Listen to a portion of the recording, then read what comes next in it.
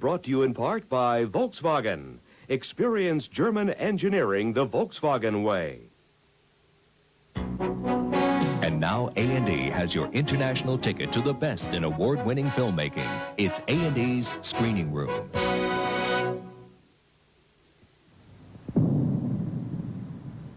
There is one family that personified the American dream. For decades, the story of America revolved around the lives and deaths of its members. At times, in their fabulous lives, they appeared the very masters of time and chance. Their triumphs and their tragedies have touched millions.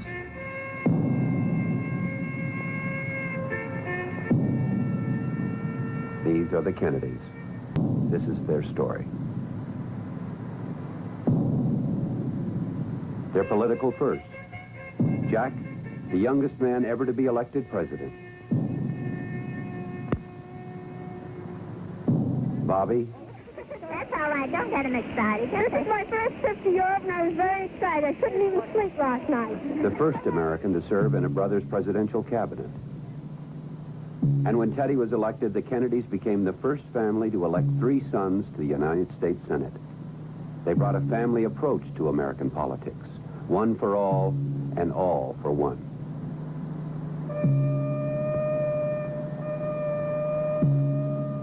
Politics, the game with the highest stakes, was there to be mastered and won. A way to celebrate the Kennedy joie de vivre. They made it seem, in a world struggling for survival, that anything could be done, that anything was possible. What about setbacks and calamities? After one family tragedy, a reporter asked Brother Bobby if now the Kennedys would give up. He replied, "The Kennedys intend to stay in public life. Good luck is something you make. Bad luck is something you endure." And it was that view of life and death that sustained Joseph P. Kennedy Sr. in his hours of grief. His firstborn, Joe Jr., crashed to his death in World War II. Daughter Kathleen killed in a plane crash.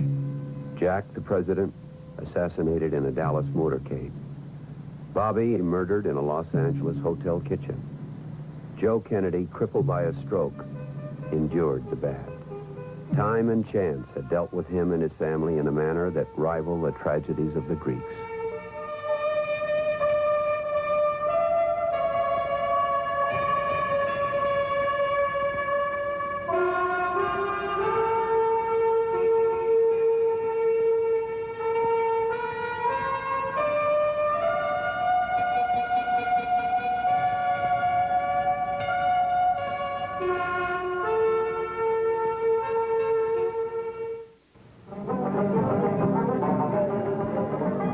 Joseph P. Kennedy's grandfather was an Irish peasant. He came to America during the potato famine of the 1860s in Ireland.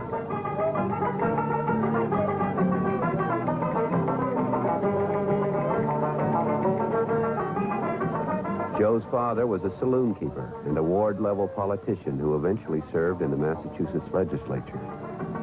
Joe would remember to his dying day the signs, "No Irish need lie." But he got a better start than most Boston Irish of his day.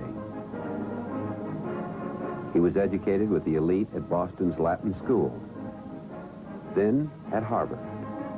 And when he married Rose Fitzgerald, the daughter of Mayor Honey Fitz, it was the union of 2 politically powerful Irish families. With the help of his father and father-in-law, Joe became the youngest bank president in the United States. People took notice of it. That fellow has something, they said.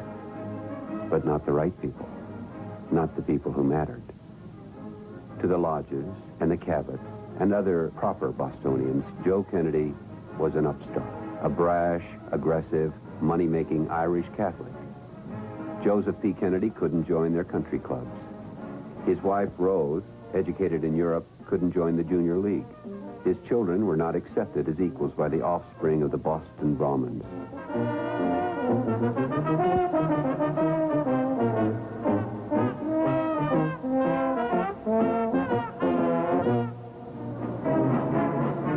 But Joe Kennedy believed in the American dream. He was out to prove it true. He had wit and charm and brains, and he had luck. During World War I, he became an executive in a shipyard, and there had his first encounter with Franklin Roosevelt, then Assistant Secretary of the Navy.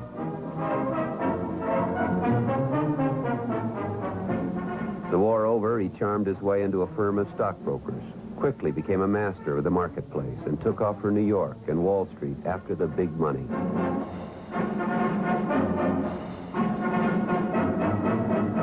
Here again, he learned and earned, but seemed still to be looking. Then came Hollywood. He refinanced major studios, produced films, met Gloria Swanson, formed a friendship and a company with her.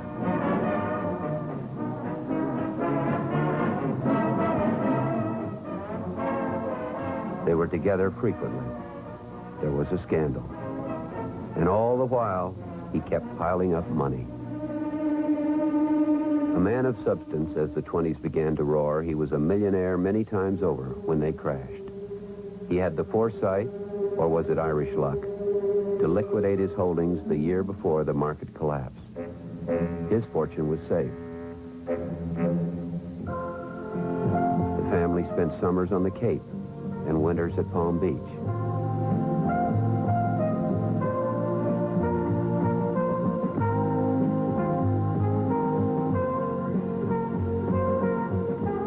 For the Kennedy family, life was unchanged.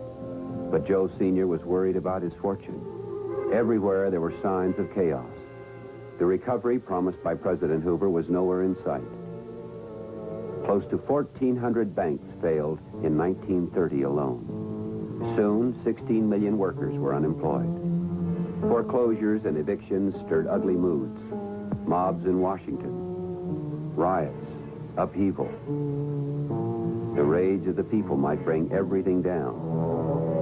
He saw Franklin D. Roosevelt as a man who could save it all and set out to help him.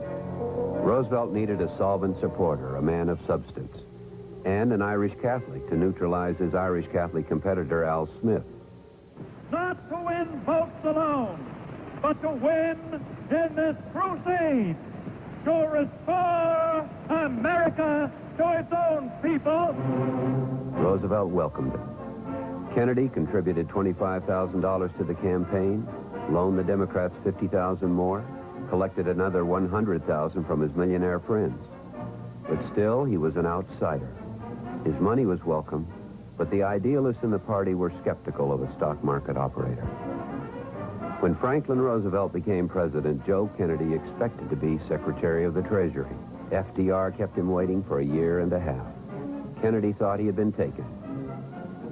Finally, he was named chairman of the newly created Securities and Exchange Commission. A stroke of Roosevelt's genius. Kennedy was perfect for the job. He knew all the tricks to catch the tricksters. Against all enemies.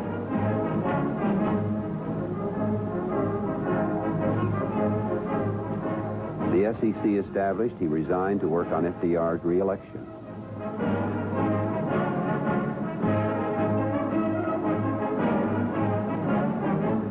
Then came the real reward for an Irishman from Boston. Roosevelt made him ambassador to the court of St. James. All right there, boys, it's late.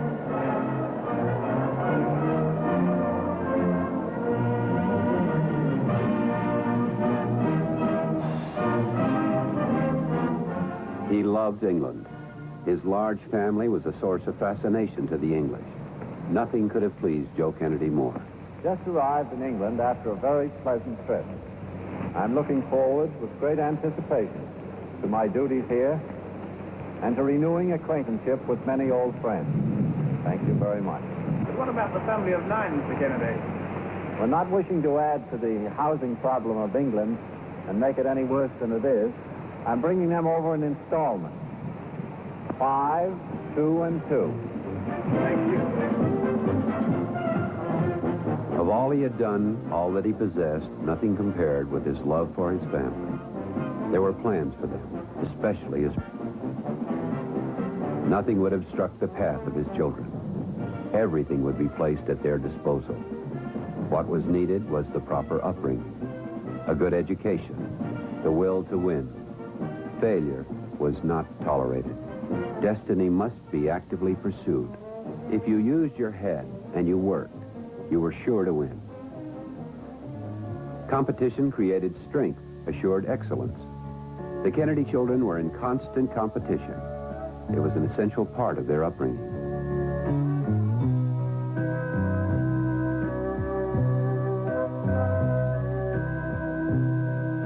They were taught to rely on one another, but also on themselves. Joe Jr., with his dad so often away, was almost a surrogate father.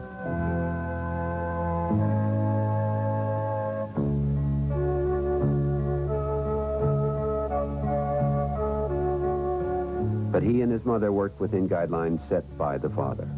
Loyalty to the family, allegiance to one another, respect for, but not fear of those above.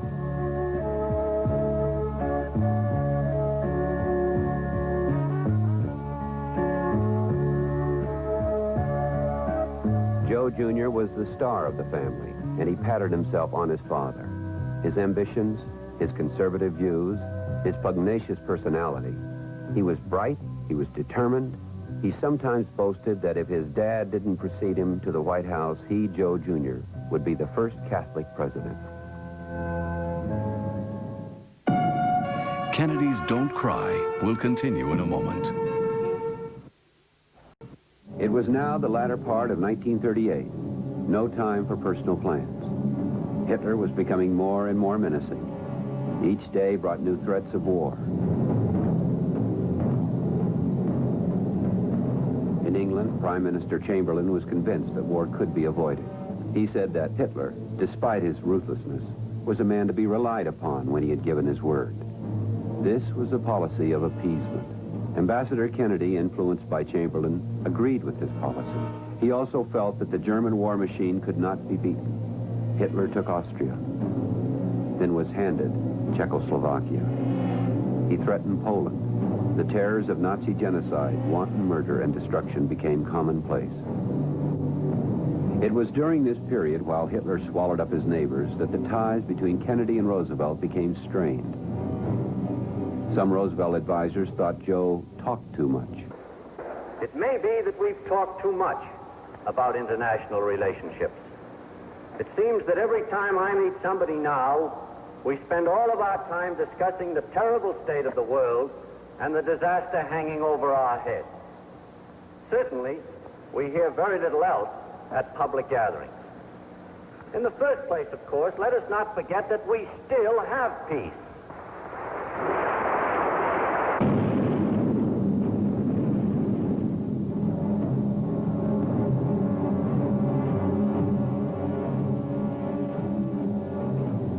The Nazis invaded Poland. England declared war. Kennedy phoned Roosevelt at 4 a.m. in Washington, awakening the president with the news. Upset and gloomy, he was predicting chaos and anarchy, no matter who won.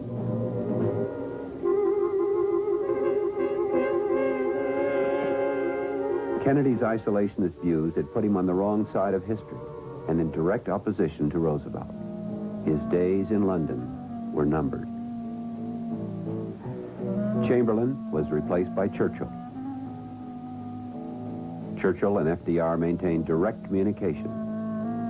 Ambassador Kennedy, deliberately bypassed, resigned.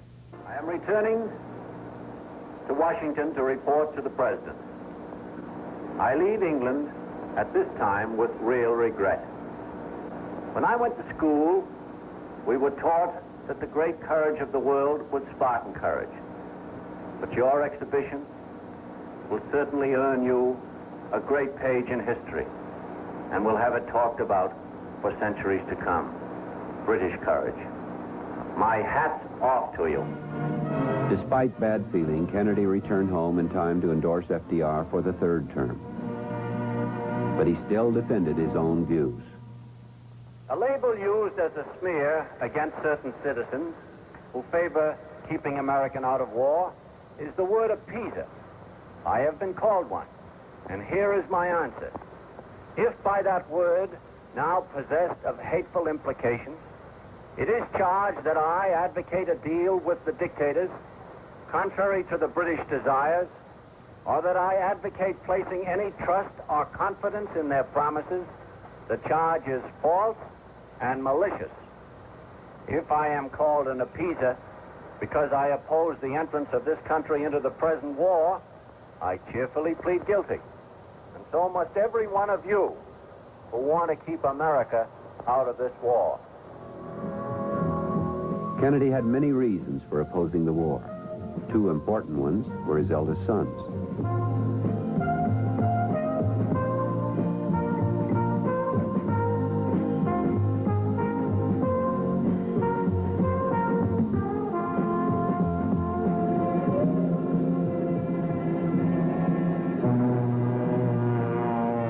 Then came Pearl Harbor. His sons enlisted. Kennedy reversed his position. He fired off a telegram to Washington offering his services. But Roosevelt had no place for Joe Kennedy. December 7th, 1941, a date which will live in infamy. The United States of America was suddenly and deliberately attacked by naval and air forces of the Empire of Japan. Kennedy's public life had come to an abrupt halt. But the dream remained. His sons remained. It wasn't the end. It was just a setback. His son Joe would go off to fly dangerous missions. Son Jack to the Pacific, commander of a PT boat. Courage became a Kennedy trademark. The greater the danger, the more Jack and Joe offered themselves. Then word came that Jack was missing.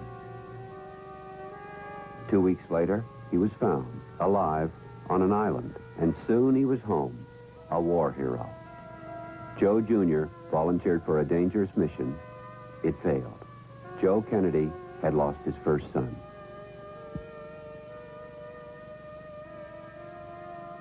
The plane, full of explosives, had blown up shortly after takeoff.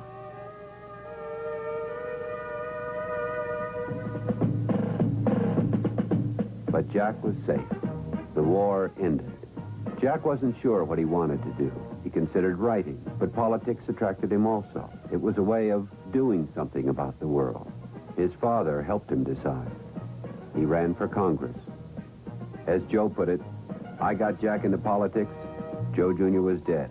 It was Jack's responsibility to run. He didn't want to. Felt he didn't have the ability. But I told him he had to.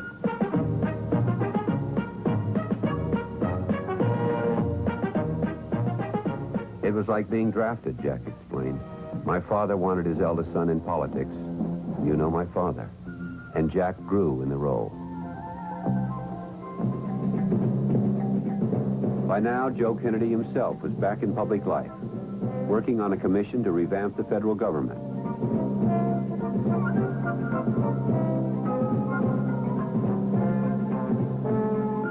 In his 6 years as a congressman, Jack's politics were basically conservative.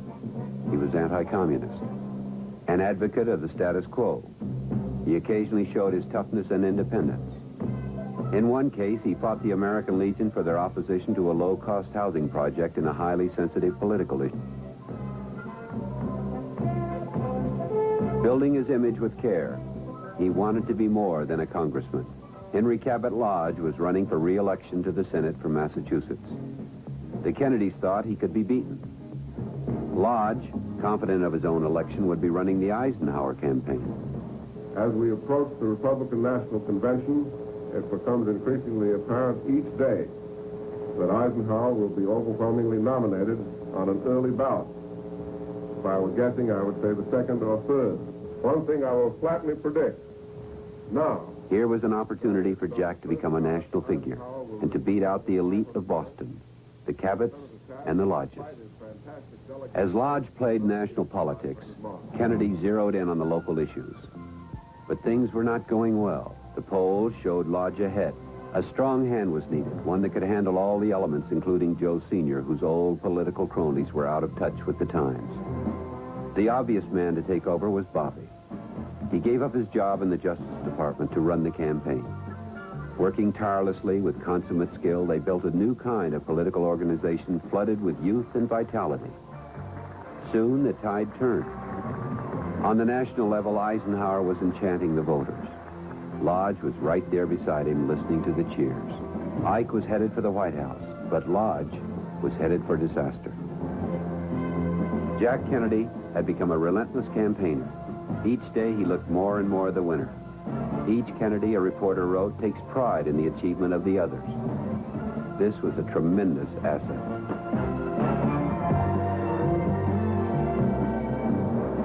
Yet one man troubled the Kennedys and millions of other Americans for different reasons. Joe McCarthy, junior senator from Wisconsin, a political opportunist who capitalized on fears of communism. Professor Owen Latimer spoke out against McCarthy and his methods. That these innuendos have had on the success of my mission and the foreign policy of the United States. I therefore conclude that Senator McCarthy's charges and insinuations are not only false, but utterly irresponsible, and under the circumstances reveal a shocking disregard for the interests of our country. That's what he was to some, yet to others he was a hero. But for a politician, no matter which side you were on, McCarthy was no man to ignore, no man to cross. For failure to answer the questions that have been propounded to him. If Irish Catholic McCarthy spoke for Lodge, Boston Irish Catholics might just listen. Joe Kennedy considered McCarthy a friend. McCarthy had dated his daughter Eunice, employed Bobby. Kennedy had contributed to McCarthy campaigns. He asked Joe McCarthy to please stay out of Massachusetts. He did. Bobby, my brother Bobby, who managed the campaign, perhaps he could give us some idea, more up to date, of what the final figures were. Well, I think that from what we got up to about 20 minutes ago, that they were winning by about 70,000, and with about 100,000 more votes to come in. And I think that plurality will remain. That's out of about 2,250,000. Yeah. So I think that's about 5% of the vote. Good, fine. Well, I guess you're glad it's over, aren't you, Bobby? I am, Jack.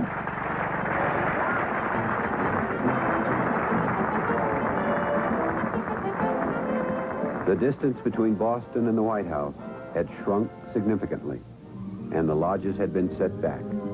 It was a double victory. The following year, Jack married.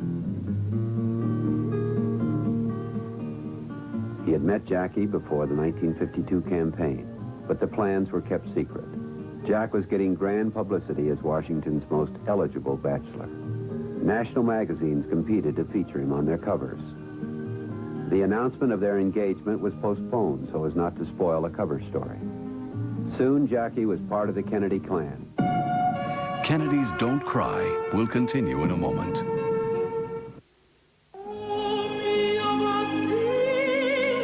Returns to Kennedy's Don't Cry. Jack was becoming a national figure. He backed Adlai Stevenson for the Democratic presidential nomination.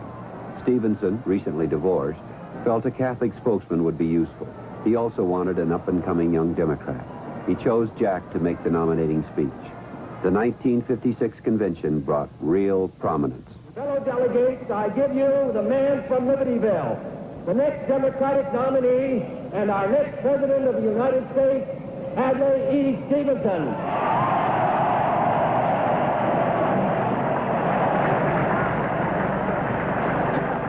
At this point, Jack made a wrong move.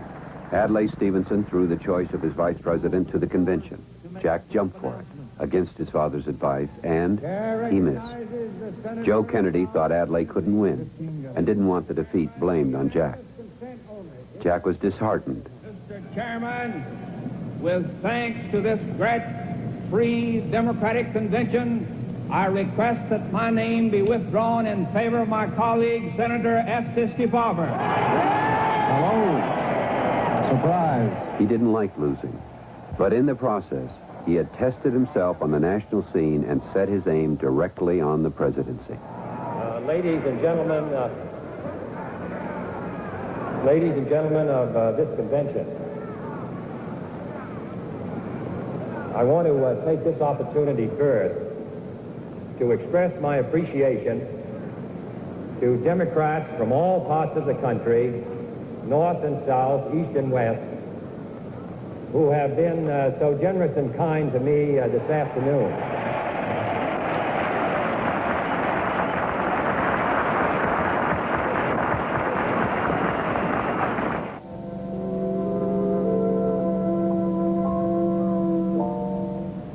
The following year, his daughter Caroline was born. The baptism was a public event.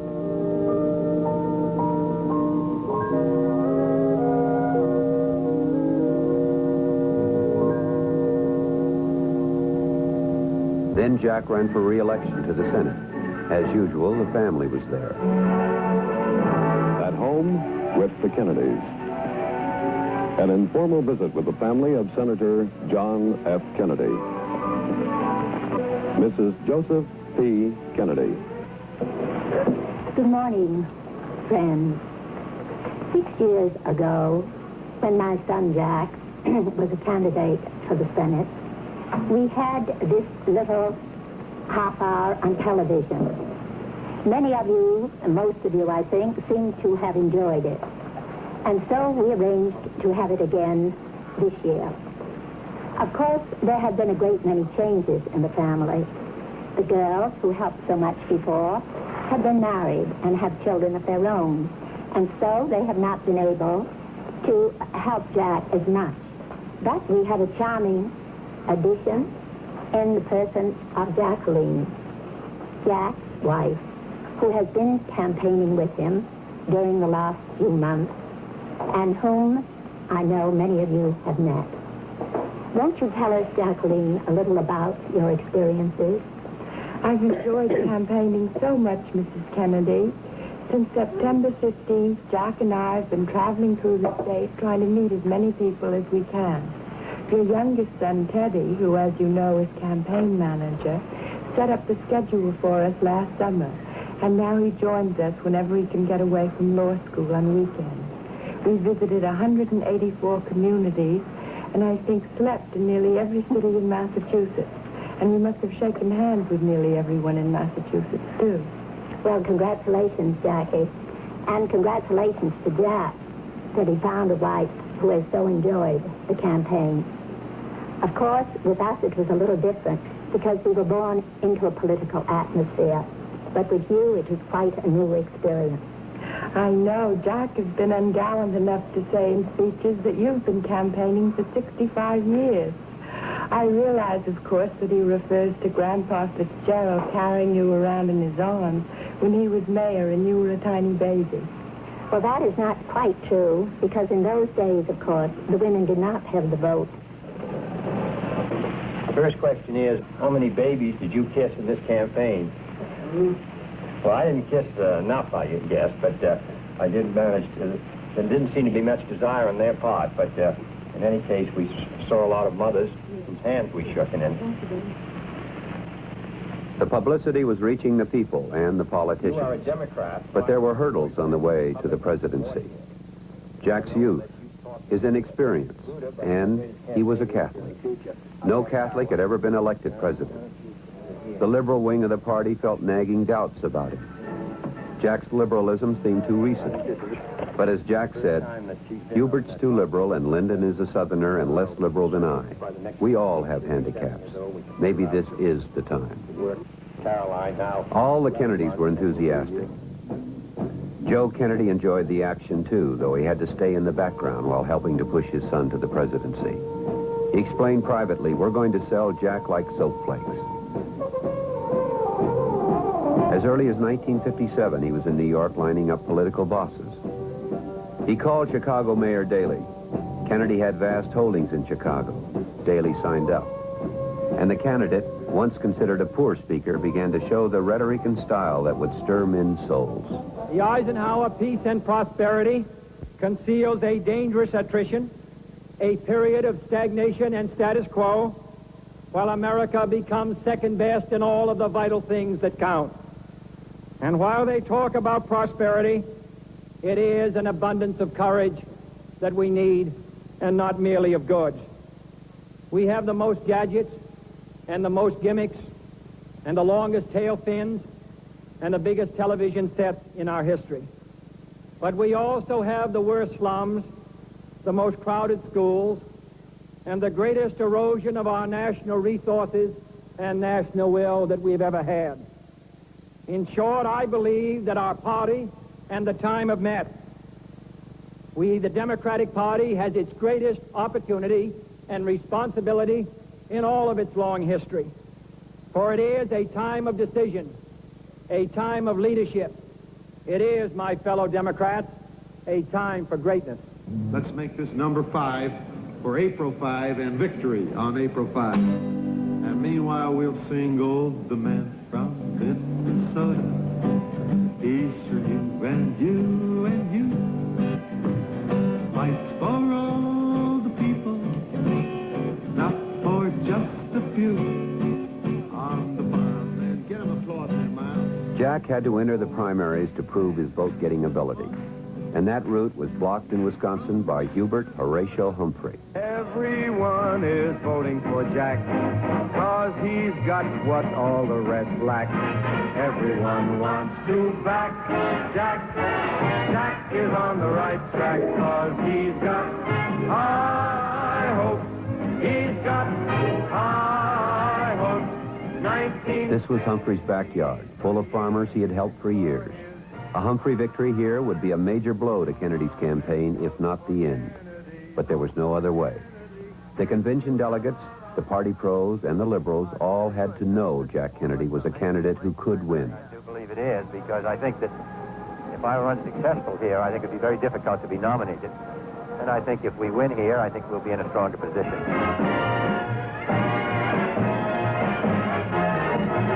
K-E-double-N-E-D-Y. Jack's the nation's favorite guy.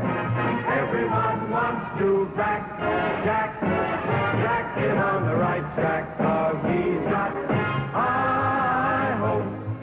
It's been a good campaign in many ways, even though we've had a little difficulty getting our opposition to want to discuss the issues. Mr. Humphrey and I may differ on because I think we agree on many things. What I think we're trying to decide here, what the people of Wisconsin are attempting to decide, is which candidate can best lead the Democratic Party in the election of 1960.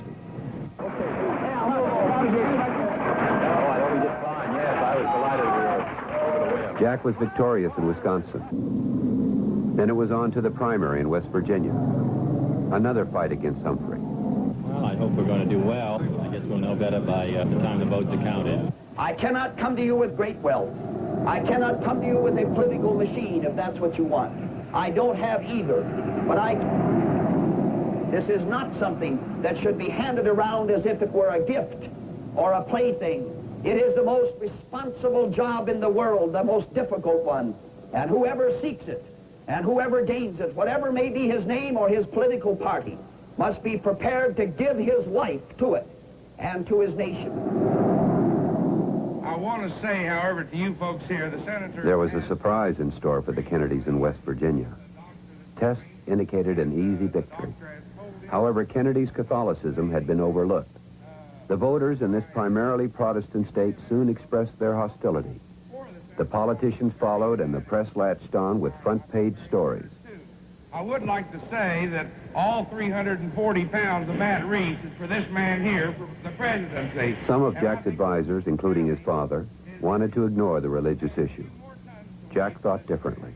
The question of a candidate's religion seems to be discussed more and more as the primaries go on, and it has been brought up here in West Virginia. I must say I don't agree with this.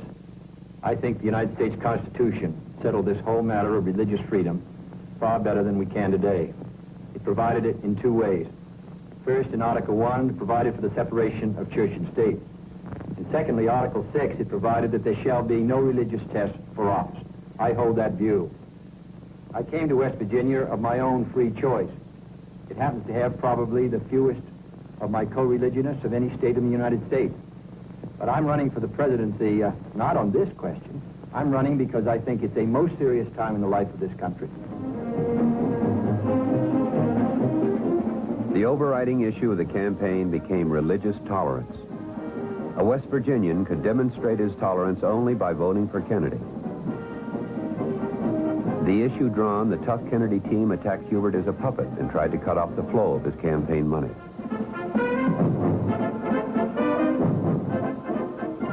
Led by friends and relatives, the Kennedy organization numbered in the thousands.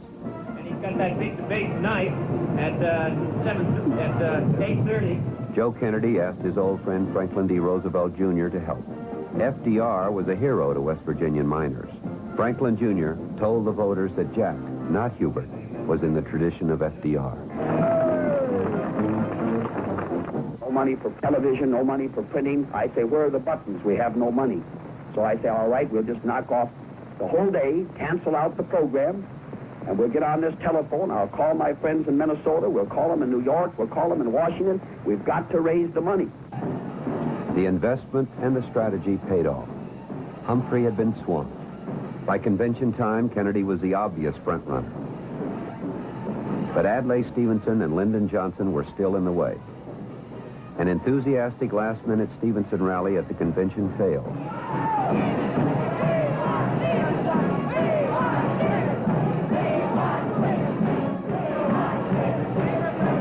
Only Lyndon Johnson remained to be beaten.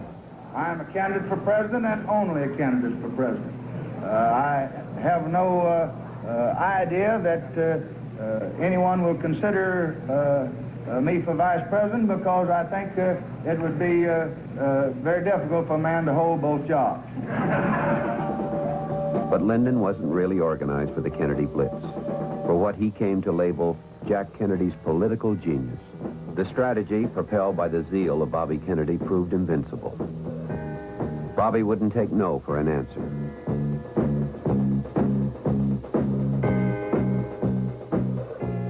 He begged, threatened, cajoled, and charmed. He browbeat and intrigued. He was a man obsessed. His singleness of purpose brought a reputation for ruthlessness and enemies, among them Lyndon Johnson, who had no great love for the Kennedys.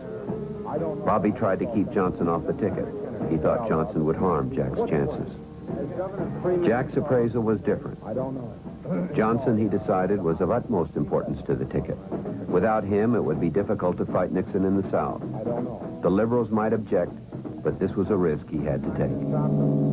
After giving the matter careful consideration, I felt it as my duty to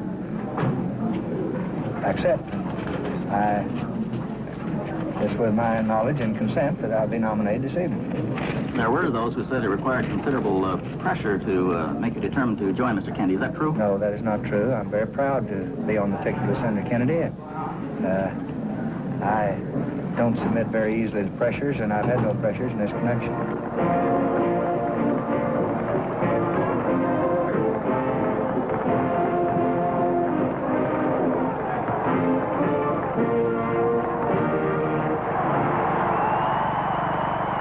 We Republicans know, as I know, and as you know, that a new star has been born in the leadership sky.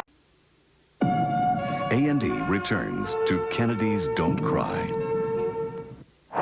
We know it will not be easy to campaign against a man who has spoken and voted on every side of every issue. Mr. Nixon may feel that it's his turn now, after the New Deal and the Fair Deal. But before he deals, someone's going to cut the cards.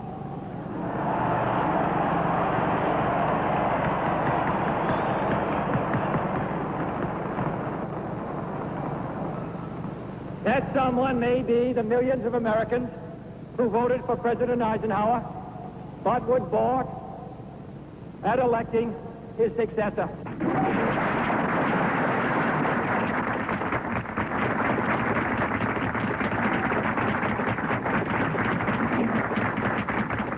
We've traveled within and outside of the United States over 500,000 miles, mostly by air, but a great deal by automobile, some by even ox cart, by boat, and virtually every type of transportation.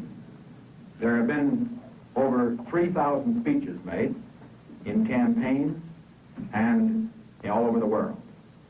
As far as number of countries, we now have visited since holding the president office 55 countries over the world. We met a lot of interesting people, some very, very important people.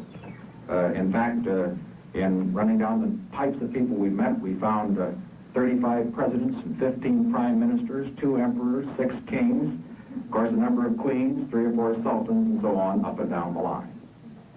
We should rebuild our military strength, not because we want to declare war, but because we want to declare peace. If there is any lesson of the summit, it is that the communists believe that the military balance of power is shifting in their direction. Why was it necessary for a presidential candidate in Brazil, in the middle of his campaign, to pay a visit to Castro? Why was the United States unable to get an indictment of Castro by name at the last meeting of the Organization of American States? Because the power and prestige of the United States, relative to that of the communist world, has diminished in the last decade. Because these people wonder whether the future belongs to the Castros and the Khrushchevs and the neutralists who are turning to hostility. They wonder whether the future belongs to freedom. Now that is the great issue of 1950. Can you imagine if this country elects a Democratic House and a Democratic Senate and elects Dick Nixon, Republican President of the United States, and then Lyndon Johnson and Sam Rayburn go over to meet with him as the leader of the Congress and sit down with Dick Nixon, who in 1952 said Adlai Stevenson had a degree from the Cowardly College of Containment, in 1954 called Truman a traitor, in 1960 called me a liar, in 1960 called Lyndon an ignoramus. Lyndon says he called me one. No, I say he called Lyndon one. He called me rash, improved, reckless, naive, and uninformed, but he called Lyndon an ignoramus. Do you think he's going to go down and work with him? I don't care how many rescue squads they send to help Dick Nixon travel around the United States. I don't care if Cabot Lodge and Nelson Rockefeller and Barry Goldwater all prop him up and push him forward, and I don't care if they add Dewey, Landon, and Hoover to advise them how to win. The people of the United States in this last week have finally caught up with the promises that have been made by our opponents. They realize that it's a modern medicine man show, a Pied Piper from Boston, and they're not going to go down that road.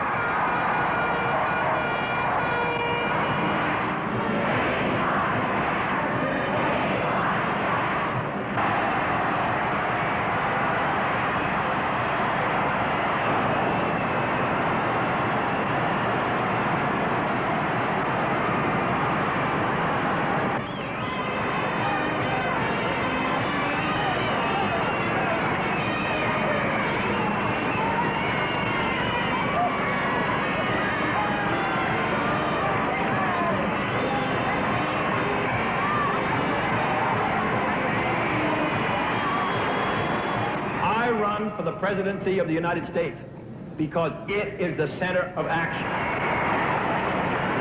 I run against a candidate who reminds me of the symbol of his party, the circus elephant, his head full of ivory, a long memory and no vision, and you have seen elephants being led around the circus ring. They grab the tail of the elephant in front of them.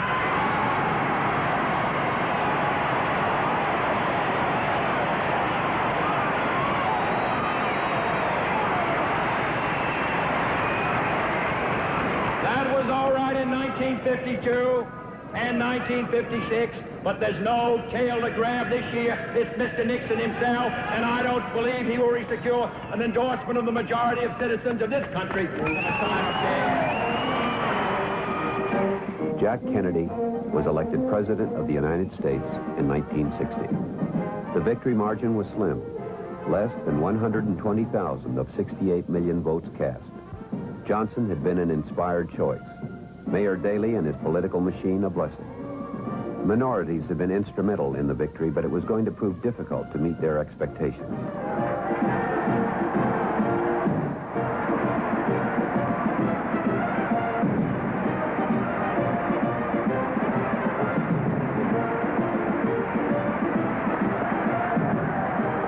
In the realm of foreign policy, Jack Kennedy spoke boldly. Let every nation know, whether it wishes us well or ill, that we shall pay any price, bear any burden, meet any hardship, support any friend, oppose any foe, to assure the survival and the success of liberty.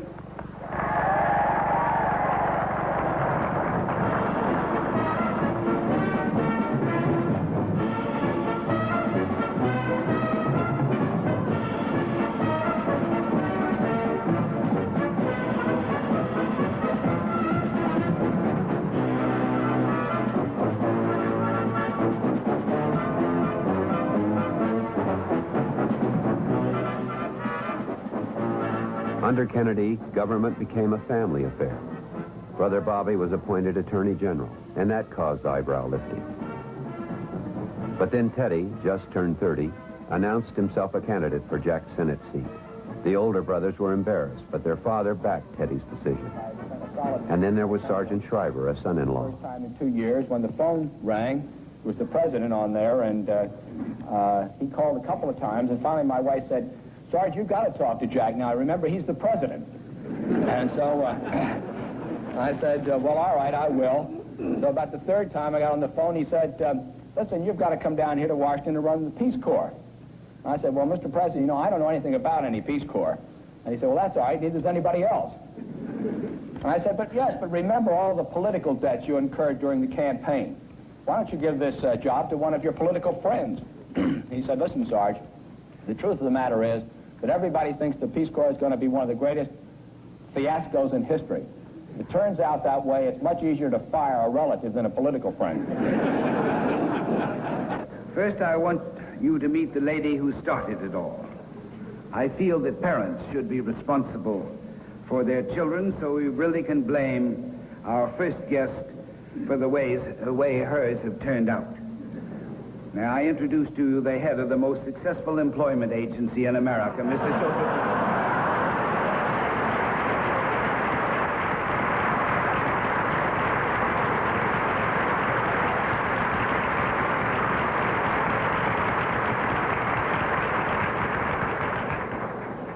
The story of a typical American family from Hyannisport, a small town in Massachusetts.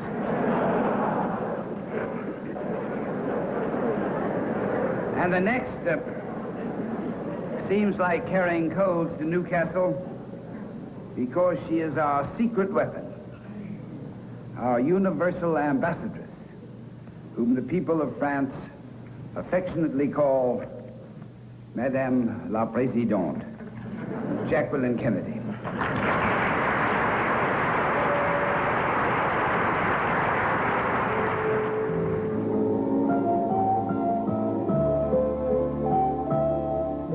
The credit Rose Kennedy was accepting belonged in large part to her husband, who no longer attended public functions. At 71, his son in the White House almost a year, Joe Kennedy suffered a crippling stroke. His capacity to speak had been impaired, but he could still think clearly. He spent his time keeping track of his successful sons, even helped Teddy when he ran in '62. Kennedy's Don't Cry will continue in a moment. A&E returns to Kennedy's Don't Cry. Fidel Castro and Cuba had been a campaign issue for Kennedy, what he called incredible Republican blunder, inaction, and failure in foreign policy. Kennedy would deal swiftly and firmly with the likes of Castro. Within months, Kennedy's campaign rhetoric was put to the test. The anti-Castro invasion of the Bay of Pigs had been planned under Eisenhower. Kennedy reviewed it, had his doubts, but approved the plan nonetheless.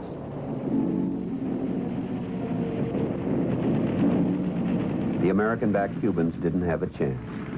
They were flattened on the beach, forced into ignoble surrender. It was a monumental fiasco from start to finish. It made Kennedy seem rash, naive, imprudent, and uninformed, and in his area of self-proclaimed expertise in foreign policy. I not only could not stifle controversy among your readers, I welcome it. This administration intends to be candid about its errors. For as a wise man once said, an error doesn't become a mistake until you refuse to correct it. We intend to accept full responsibility for our errors, and we expect you to point them out when we miss them. Within months, Kennedy kept an appointment in Vienna with the head of the Russian state. Some had suggested the summit conference be postponed to allow the Bay of Pigs to recede into history. Kennedy elected to go. The meeting in Vienna, planned to ease East-West tensions, achieved the very opposite. The city of Berlin, divided between East Germany backed by Russia and West Germany backed by the United States, was a sensitive spot. At the meeting, Khrushchev proposed an immediate treaty affecting Berlin and threatened to sign unilaterally if Kennedy did not agree on his terms. Kennedy was firm in his answer. Berlin would not be abandoned, and he would not accept an ultimatum. Khrushchev said that the Soviet Union's decision was irrevocable. He would sign in December. Kennedy answered, "It will be a cold winter." I will tell you now that it was a very sober 2 days. There was no discourtesy, no loss of tempers, no threats or ultimatums by either side. No advantage or concession was either gained or given. No major decision was either planned or taken. No spectacular progress was either achieved or pretended. The East Germans built a wall in Berlin.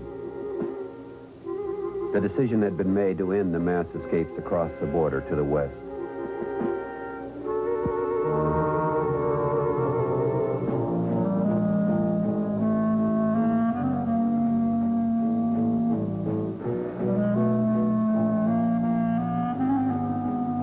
Kennedy mobilized the reserves and brought troops down the Autobahn from West Germany into Berlin.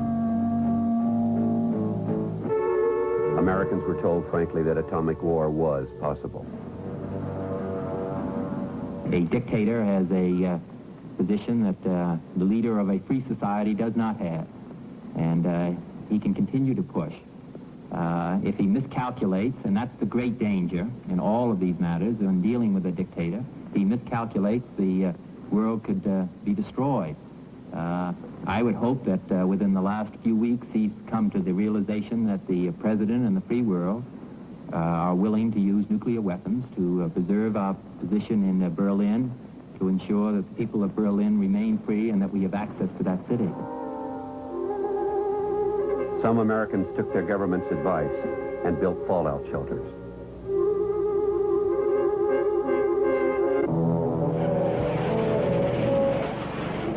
After months of negotiation and jockeying by both leaders, Khrushchev announced that since the Western powers were showing understanding in trying to solve the German problem, he would not insist on a treaty signature before December.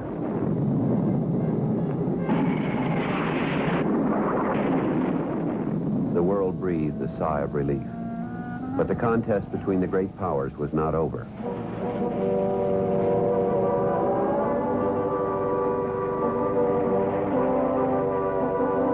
The Russians, striving to extend their influence and increase their nuclear capabilities, took a drastic step.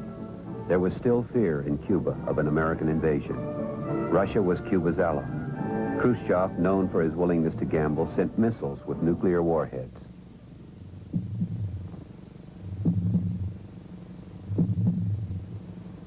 Rumor of their existence in Cuba had been circulating in Washington for weeks. Conclusive proof reached Kennedy during the congressional election campaign.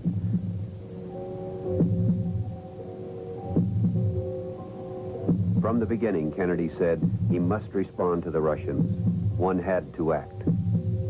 But what were the options?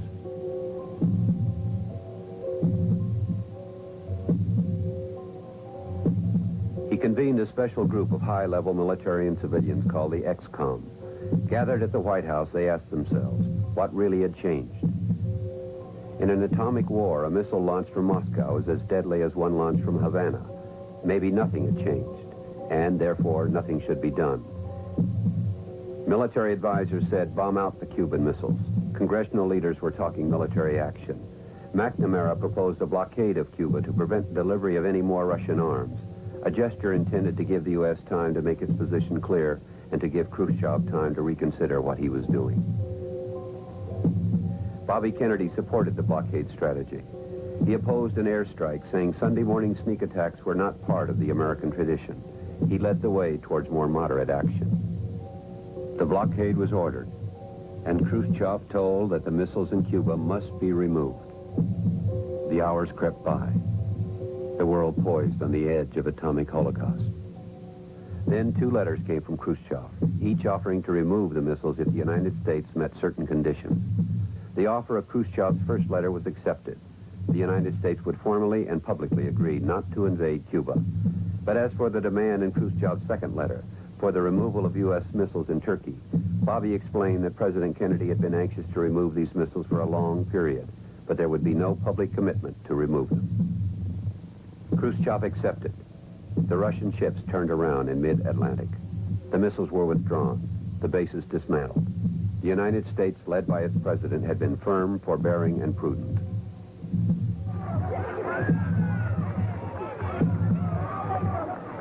Domestically, Kennedy was faced with many problems, but none so difficult of solution as civil rights. It had been 100 years since black people had been emancipated, but they were not full-fledged citizens. Kennedy moved on many fronts. He named blacks to government posts. He had to use troops, finally, to get James Meredith into the University of Mississippi. And he had to find a way to keep the peace in Birmingham, a peace disturbed in great part by Bull Connor's police dogs and fire hoses.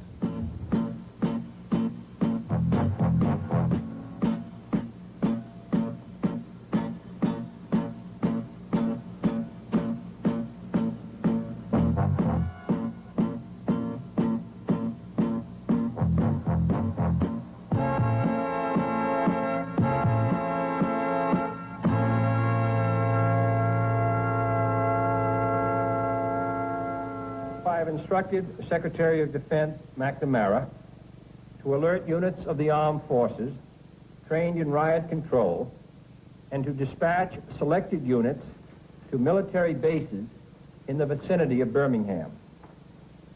Finally, I have directed that the necessary preliminary steps to calling the Alabama National Guard into federal service be taken now, so that units of the Guard will be promptly available should their services be required.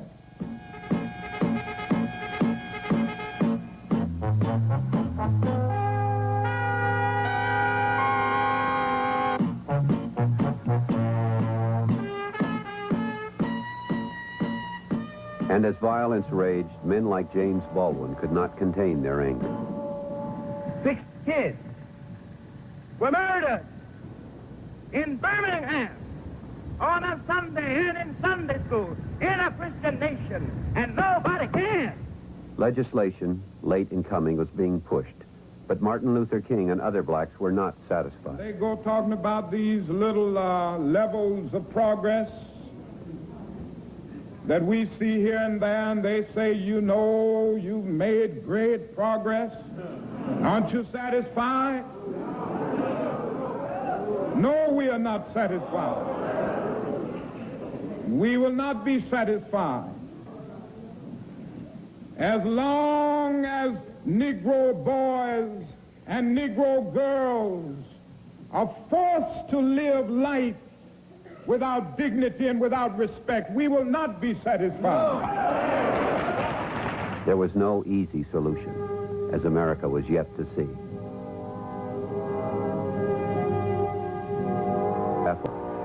Anxious to strengthen America's image abroad, Kennedy went to Berlin.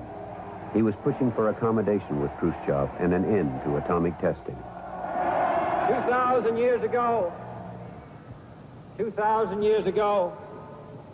the proudest boast was, Civis Romanus sum. Today, in the world of freedom, the proudest boast is, Ich bin ein Berliner.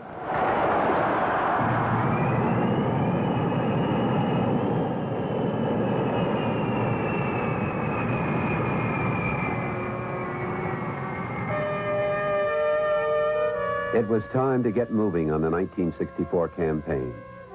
Toward the end of November, he went to Texas. On November 22nd, 1963, he spoke in Fort Worth. And as a result of the effort which this country has made in the last 3 years, we are second to none.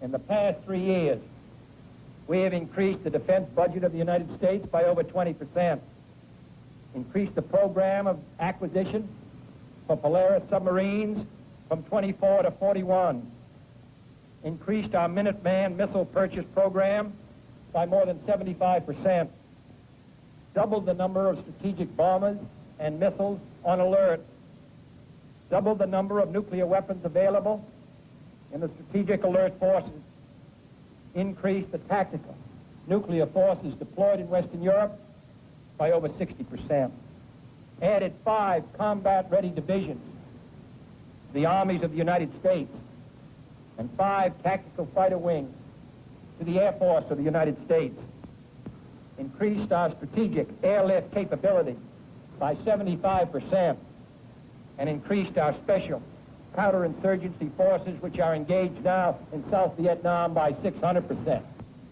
I hope those who want a strong America and place it on some signs will also place those figures next to it. Within hours, he was in a motorcade in Dallas. The crowds were mostly friendly.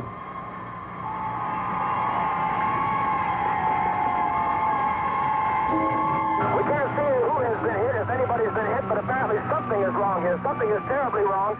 At this point, it looks as though it could have been 1 or 2 or even all of the people within the car may have been the victims, may have been struck by shots. We don't know.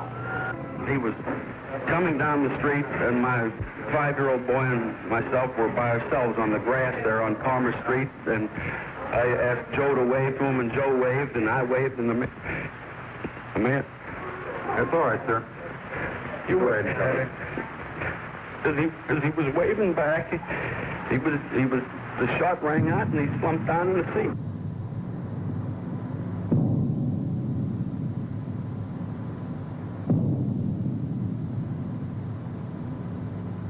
It fell to Ted Kennedy to break the tragic news to his father. A nurse who saw Joe Kennedy after his son left him found him with tears in his eyes, tightly gripping the covers of his bed. Jack Kennedy had been president 1,065 days. Eventful, critical, dramatic days. The survival of the world at stake, and he at the center of it all. Young, handsome, regal, full of life, vigor, brilliance, and wit. And now, he was gone. So much promised, so much unfulfilled.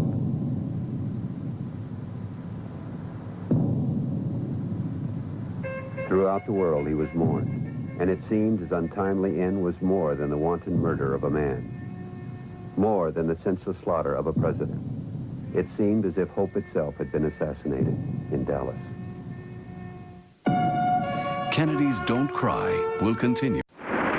Like anybody, I would like to live a long life. Longevity has its place. Concerned about that now. I just want to do God's will. And he's allowed me to go up to the mountain. And I've looked over, and I've seen the promised land. I may not get there with you, but I want you to know tonight that we as a people will get to the promised land.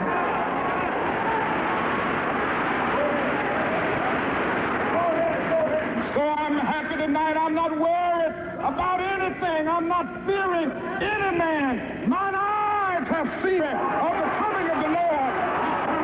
At 7 p.m., Dr. Martin Luther King expired in the emergency room as a result of a gunshot wound in the neck.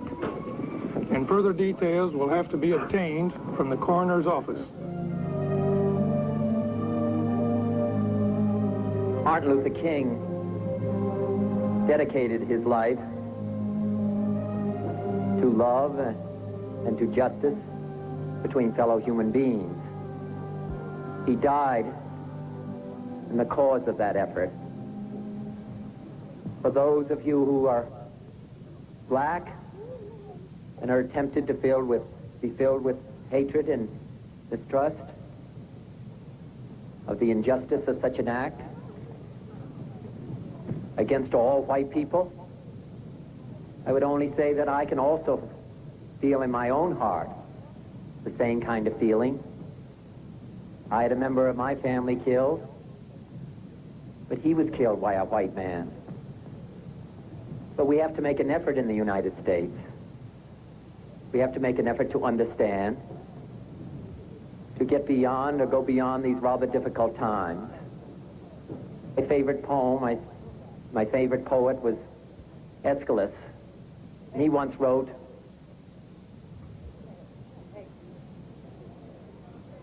"Even in our sleep, pain which cannot forget falls drop by drop upon the heart, until in our own despair, against our will, comes wisdom through the awful grace of God."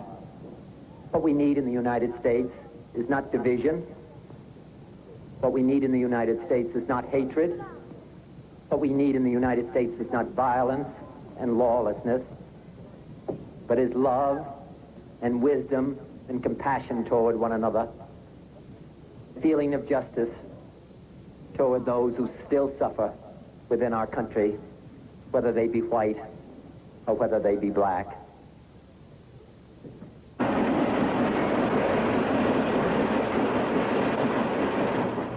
He tried to heal, but within 62 days, he too was dead.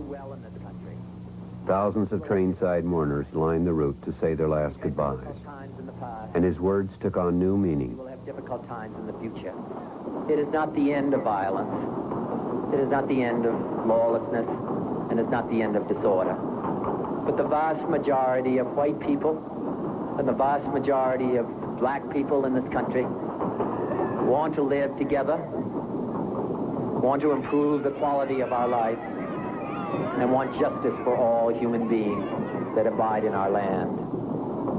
Dedicate ourselves to what the Greeks wrote so many years ago, to tame the savageness of man and make gentle the life of this world. Let us dedicate ourselves to that.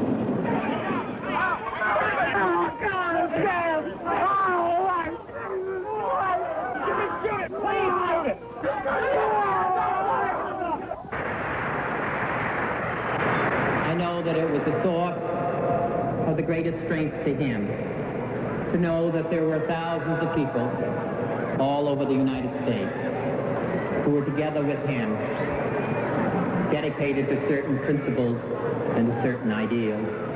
No matter what talent the individual possesses, no matter what energy he might have, integrity and honesty he might have, if he is by himself and particularly a political figure, he can accomplish very little.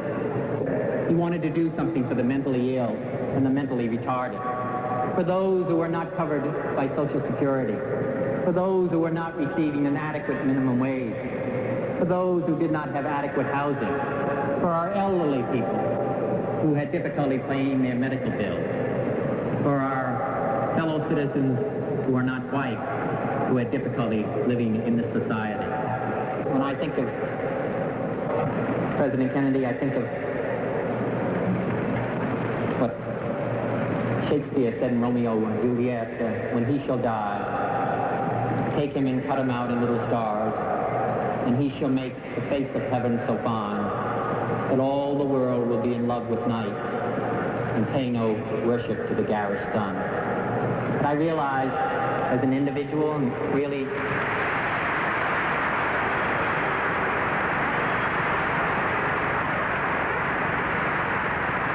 those were the words Bobby had chosen in Jack's memory.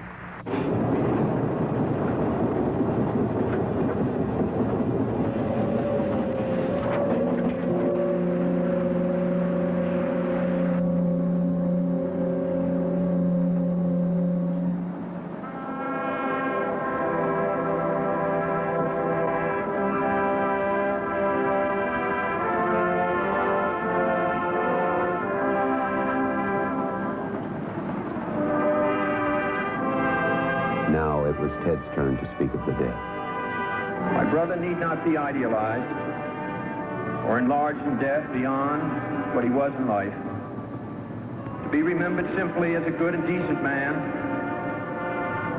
who saw wrong and tried to right it, saw suffering and tried to heal it, saw war and tried to stop it. Those of us who loved him and who take him to his rest today pray that what he was to us and what he wished for others will someday come to pass for all the world. As he said many times in many parts of this nation, to those he touched and who sought to touch him. Some men see things as they are and say why. I dream things that never were and say why not.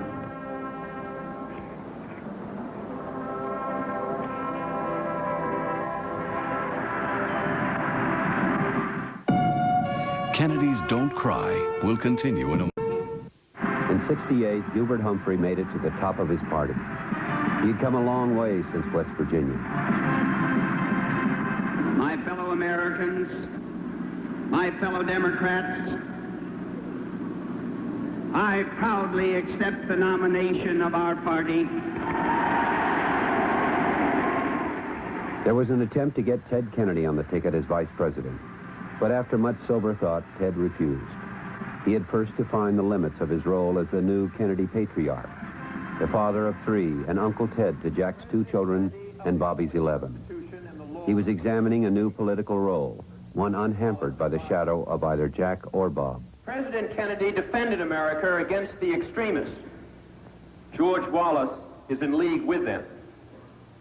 President Kennedy fought for legislation that would ensure every citizen the right to vote. Known to the public as the younger brother, Ted began to emerge in some ways as a better politician than either of the others. Fellow senators had already seen that Teddy, unlike the brothers, seemed better prepared to deal with the Senate on its own terms.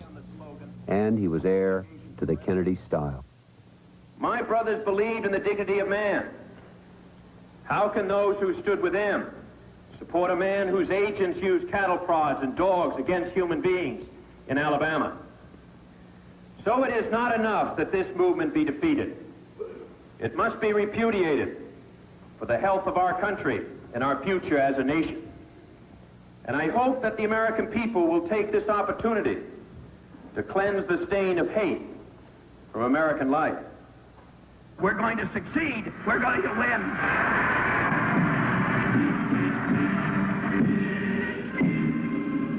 But Hubert's determination was not enough.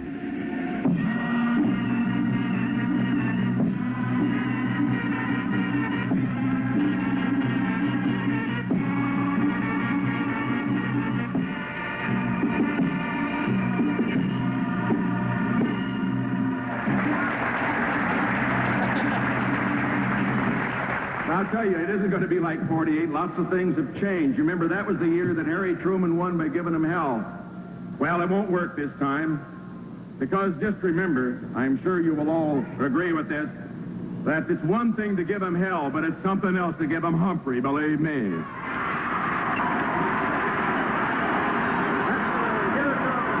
Back it to him. Back it to him. Richard Nixon, victorious, had vanquished Humphrey and outlasted the Kennedys. While the Nixons settled into the White House, Ted and the remaining Kennedys addressed fundraising dinners to pay off Bobby's campaign debts. What'd I say? Sorry about that, Senator.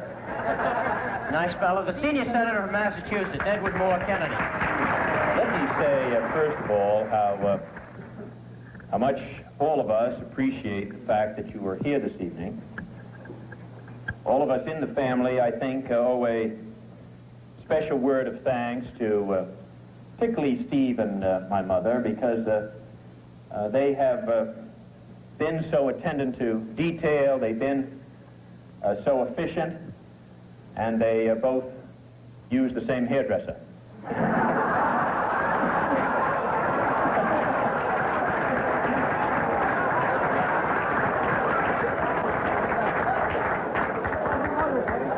said that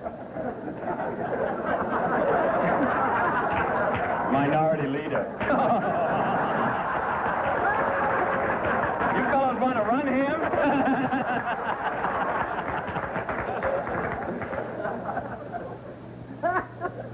I think Steve would actually be a great candidate in the state of New York.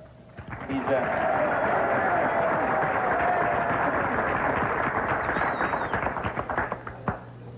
Irish Catholic, great name. He wears Italian suits. How can he lose?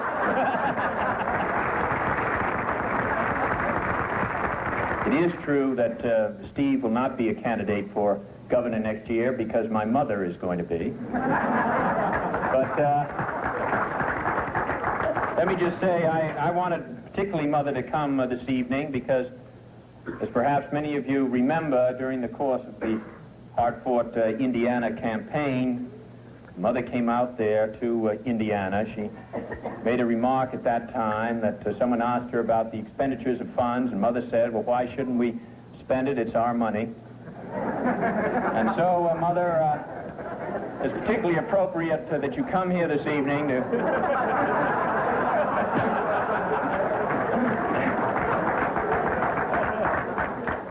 find out whose money we really were spending out of it. Finest mother any family's ever had. Rose spoke often of Bobby. Bobby, of course, would come to see his father in usually the evening at Hyannis. And he would always have one of the youngsters with him, another couple by the hand, his dog coming close behind. What joy he brought us. What a aching void there is without him. We admired him. We loved him. And the world is indeed bleak without him. A devoted husband, a beloved son, an adored brother. I know I shall not see his like again. I envy you people who are watching this generation and have a chance to inspire them and help them become leaders. I envy you because it is through your guidance that they can gain the courage, the foresight, and the ideals, the dedication to ideals, which can be stimulated and mobilized and lead so much to the success of this country, this land which we love so well, Jack used to say. You have wept with us in times of sorrow, and you have rejoiced with us in times of triumph.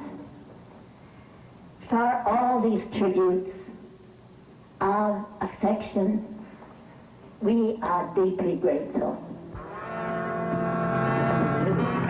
Then, in July 1969, tragedy struck again.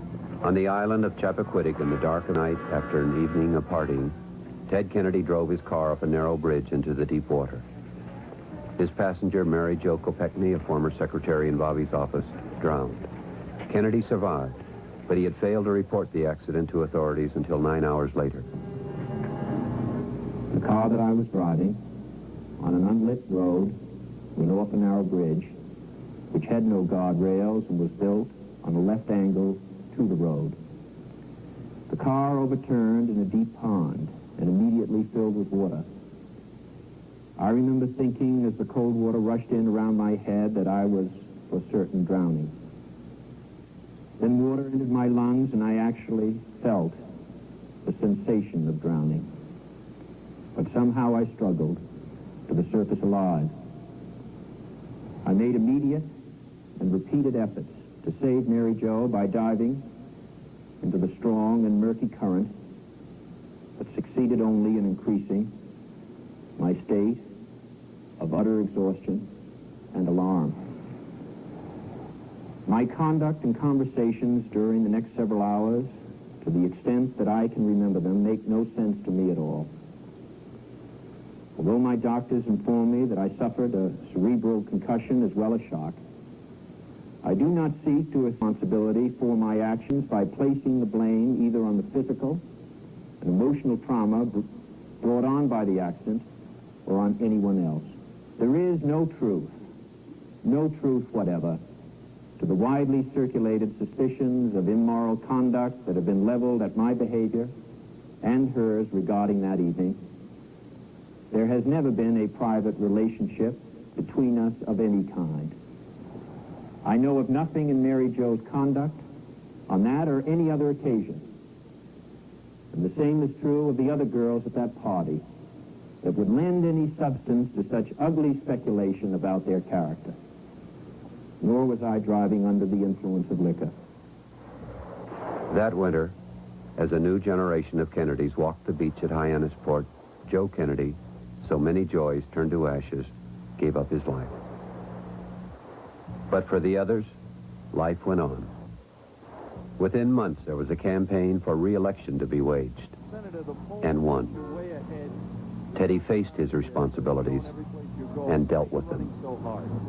Well, I try and work hard in the United States Senate, and I work hard at what I'm doing, and I'm working hard in this campaign.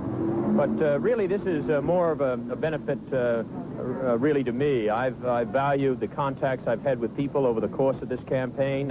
I've learned a lot about their concerns and their interests. I think it's important for a public official to have this kind of a campaign, of rubbing shoulders with the people, to listen to their concerns, to see the impact of a cut in Head Start program, or when they're cutting out a milk program, or the fact that the low-income housing or middle-income housing just isn't being built, or to meet the hundreds of senior citizens who can't get into a senior citizen program. And this humanizes the issue. It is now more than 10 years since John Kennedy told us to ask not what our country could do for us, but what we could do for our country. That was a phrase and a feeling that fired the imagination of an entire generation of Americans and of people around the world. For all our citizens, rich and poor, north and south, business and labor, we brought a new awareness of the purpose of America. Brought a new respect for our basic civil liberties. We brought a new compassion to the strong. We brought new hope to all the weak. The idealism we had before may be just as spark today, but it is still there, waiting for the call that can fan it back to life.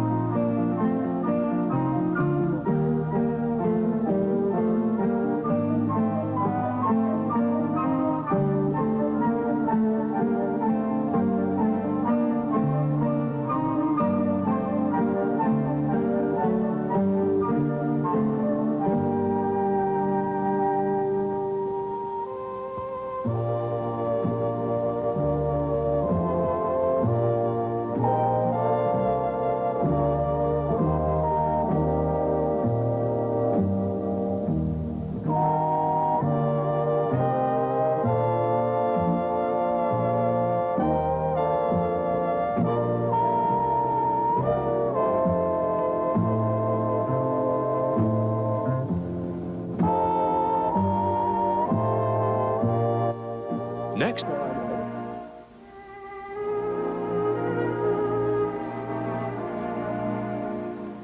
Each evening from December to December, before you drift to sleep upon your cot, think back on all the tales that you remember of Camelot. To introduce the man who stood closer to him in times of crisis and in times of fun than anyone else, his brother, Robert Kennedy.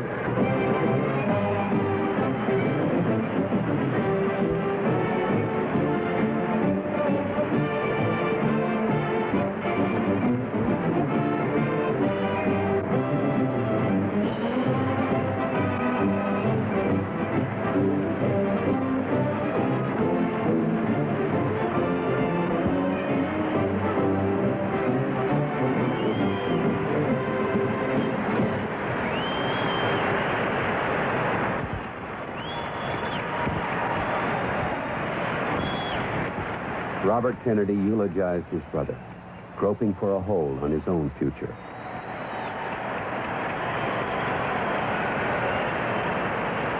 It was expected that he would take up the torch. He was the heir to a growing legend. His brother had promised so much. Events had cheated him, had cheated those who had depended on him. It was inevitable that Bobby take his brother's place.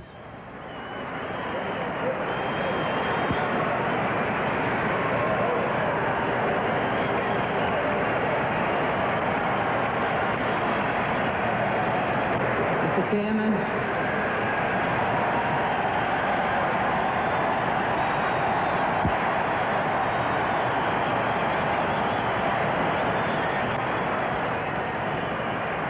His mountain climb symbolized his plans for the future.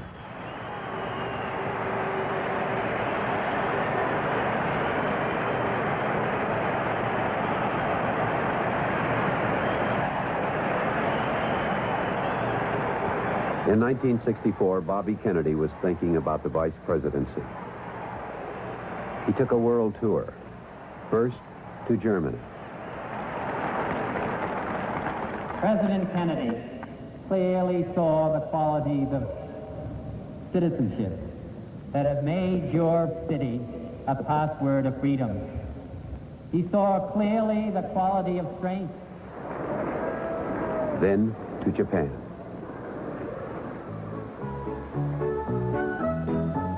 And Indonesia. Then Rome. And Poland. Everywhere he reminded people of his brother.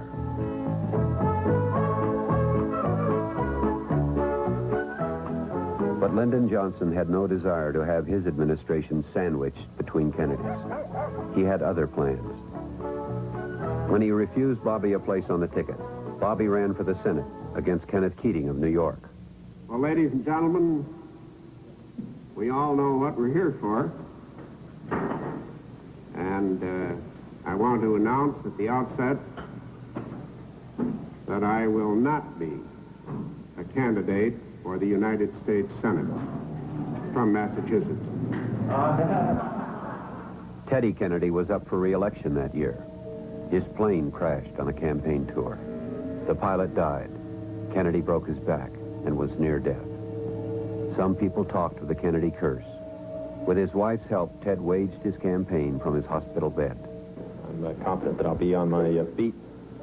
I've been given these assurances by some of the most able and capable doctors that we could possibly have. And so I'd probably refer that question probably even more accurately to their opinions. I'd take their word for it. You have no doubts yourself. No. When would you hope to take your seat? Rose Kennedy campaigned for both of them, as did the other family members. That I've never had before. To introduce my son on a platform. I can tell you, of course, a great deal about him. I used to spank him with the ruler. But he really has been a great joy, and he does work very, very hard. I want to thank my mother for the kind introduction. That's what we've gotten down to this campaign after some of these polls came out that we were not doing too well. We took Mother.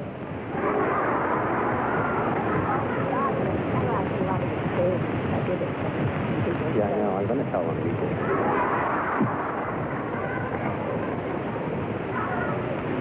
I was up in Syracuse, and the county chairman in Syracuse had been opposed to my nomination, George Van Lingman. And then he's one of the great county chairmen. He just didn't happen to like me. But then he spent a day with Mother, and he wants to run her. Yeah, I know.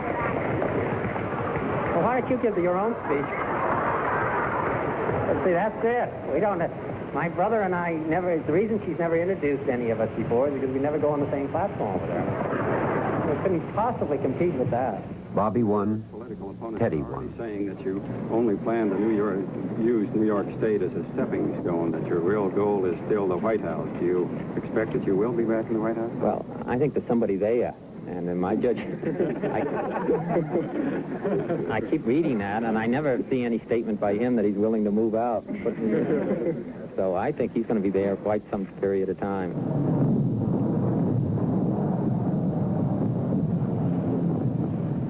Meanwhile, the war in Vietnam had become America's war. To withdraw from our responsibilities would endanger free men and free women everywhere and would bring the hope for peace to an end. I don't believe that you want to do that. I believe in victory. The victory of love over hate. The victory of man's hopes over man's fears. The victory of freedom over tyranny. And I believe you believe in that too. And I oppose the war in Vietnam because I love America. I speak out against it not in anger, but with anxiety and sorrow in my heart, and above all with a passionate desire to see our beloved country stand as the moral example of the world. I speak out against this war because I am disappointed with America. There can be no great disappointment where there is no great love. I'm going to remain on as a United States Senator representing the state of New York, and I'm going to support the Democratic ticket in 1968 of President Johnson Hubert Humphrey.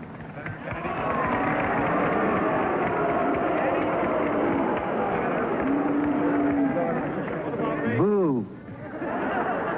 Bobby, strongly opposed to the continuation of the war in Vietnam, was cautious about declaring his candidacy for president. He was also influenced by advisors who felt he should bide his time until 1972. The suffering in Vietnam was continually on his mind.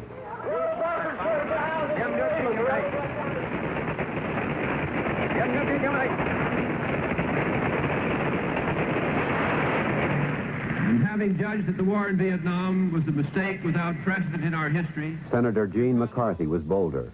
He decided to challenge Johnson in the primaries, and many of Bobby's supporters rallied around him. we cannot stop with that judgment, but we're called upon to search out the causes and the conditions that led us into it.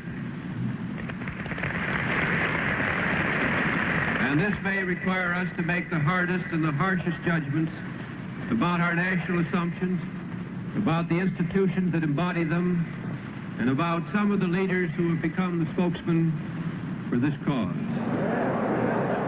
Bobby isn't ready to announce his candidacy for the presidency yet, and he doesn't think anyone else should announce either. But you can be sure that Bobby will be in Chicago for the convention next year. He's the only delegate who's reserved 4 floors at the Conrad Hilton.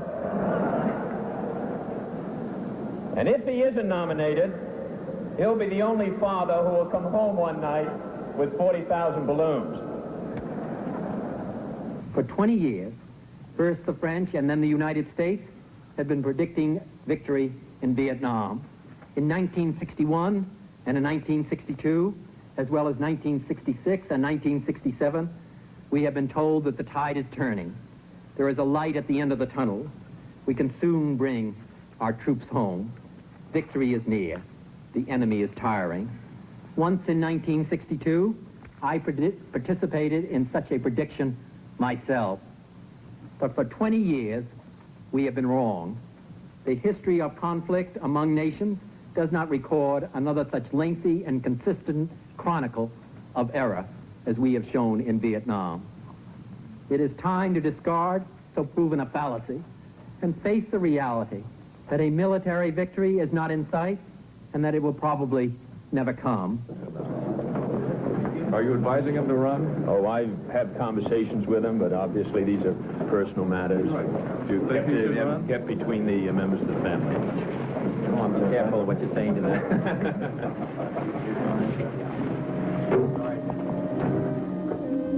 In New Hampshire, McCarthy scored the incredible upset. The war had made Johnson far more vulnerable than almost anyone had imagined. In the midst of the McCarthy campaign, Bobby decided to run for the nomination. I run for President of the United States, not because of the answers of the 1960s, or not because I was involved in government during that period of time, or pleased to be involved in government, but I run for President of the United States because I believe in the ideals of this generation of Americans, and I think we can do far better than we've done in the past.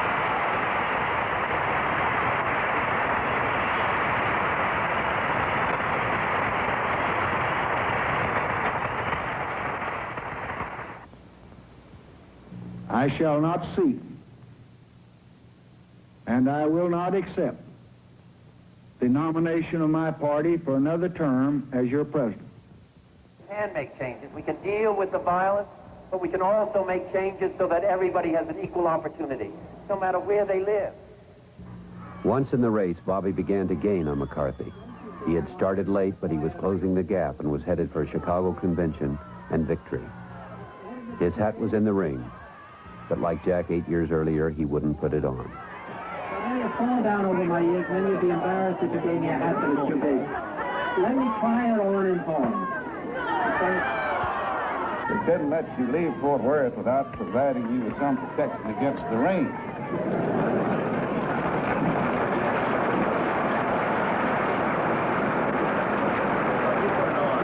Try it on in front of the mirror, quietly.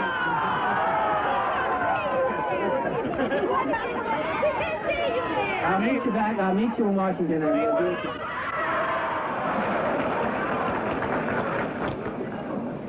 I'll put it on in the White House on Monday. If you'll come up there, you'll have a chance to see it there.